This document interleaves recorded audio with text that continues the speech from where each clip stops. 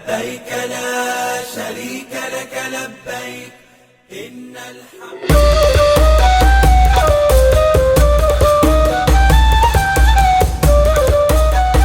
Jemaah haji asal Provinsi Sulawesi Tenggara, Sultra, dapat uang saku tambahan.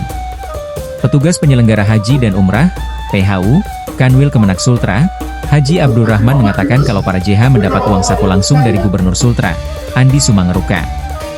Senin, 26 Mei 2025, pagi. Selain itu, Rahman menyebutkan kuota haji Sultra 2025 sebanyak 2.018 orang. Setelah membagikan uang saku untuk jamaah haji tersebut, Rahman mengatakan jamaah haji berterima kasih kepada Gubernur Sultra yang memberikan uang saku tambahan.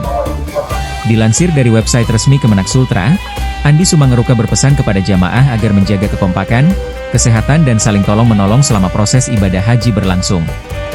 Ia juga menyampaikan, mulai tahun depan, Andi Sumangeruka menyebut seluruh biaya perjalanan lokal jamaah calon haji, JCH, Sultra akan ditanggung oleh provinsi. Hal tersebut akan diatur dalam peraturan daerah, Perda, yang akan segera digagas. Itu uang adalah uang saku yang dibagikan kepada seluruh jamaah haji ke Sulawesi Tenggara dari Gubernur Sulawesi Tenggara. Masing-masing jamaah itu mendapatkan 1 juta dan untuk prioritas lansia mendapat 1,5 juta. Menurut informasi yang kami dengar itu dari uang pribadi beliau, dari uang untuk baru kali ini karena memang Pak ASR baru tahun ini menjabat, jadi uang saku ini baru tahun ini. Ini seluruh jamaah haji Kota Kendari mendapatkan bantuan uang saku dari beliau.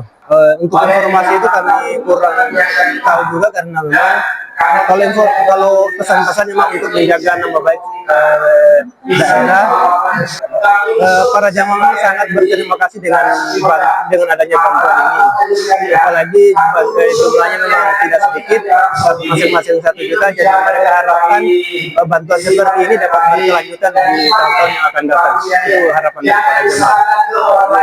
Download Tribun X sekarang, menghadirkan lokal menjadi Indonesia.